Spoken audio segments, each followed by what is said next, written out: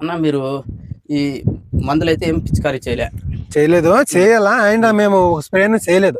నీళ్లు ఎన్ని రోజులకు ఒకసారి వదులుకుంటా అంటే ఒక నెల 1.5 నెల కాయ సెట్ అయ్యేదాకా దీని మించి తినము. ఒక హాఫ్ అన్ అవర్ ఒక అవర్ ఇడుచుకుంటుంటే రెండు కాయ సెట్ అయ్యి రెండు సైజు 1 కేజీ అర్ధ కేజీ వచ్చినప్పుడు ఫుల్ గా నీళ్ళు ఇడుస్తుంటాం. 4 అవర్లు 5 అవర్లు ఎట్లంతా దీని మించి దీన్ని మిడిస్తాను. ఇది ఎన్ని రోజుల పంట అన్న? ఇది 90 రోజుల పంట. వానల కాలంలో 80 రోజులకు వస్తుంది. ఈ టైం ఏముందో అదే 90 రోజులు. చలికాలం ఎక్కువ కదా, 90, 95, 100 డేస్ అవుతుంది. 100 డేస్. ఇప్పుడు ఈ రోజుకి 100 డేస్ అయింది. 100 డేస్ అయింది. ఇప్పుడు ఎంతటితో కటింగ్ చేస్తున్నారు? ఇది 6 రూపాయలతో కటింగ్ చేస్తుండారు. 6 రూపాయలు అంటే ఏమైనా గిట్టుబాటు ధర అవుతుంది? పర్వాలే, ఏం లాస్ ఏం లేదు. పెట్టిండే దానికి ఎక్కువ కూలీలది ఖర్చు ఉండేది. 5 ఎకరాలు 10 ఎకరాలు ఉన్నా ఒకటే కానీ మెయింటైన్ చేసుకోవచ్చు. ఎన్ని ఎకరాలైనా ఒకరే మెయింటైన్ చేసుకోవచ్చు. పర్వాలే.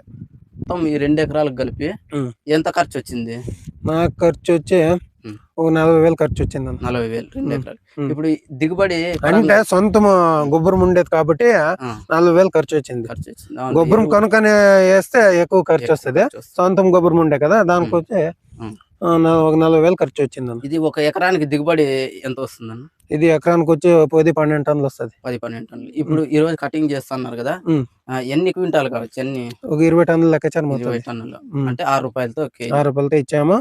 20 టన్నులన్నా ఒక 1,20,000 అట్లా వస్తుంది. ఈ బడ్జెట్ ఖర్చు కూలీదంతా మేమే. అది ఒక 5-6 వేలు ఖర్చు వస్తుంది. ఈ మార్కెటింగ్ వీళ్ళు ఎక్కడ తీసుకోబోతున్నారు? ఇది అంతా బ్యారితో ఢిల్లీతో పోతే నాగ్పూర్, బెంగళూరు, అస్సాం ఇట్లా అవుట్ ఆఫ్ స్టేట్ అంతా పోతా ఉంటది.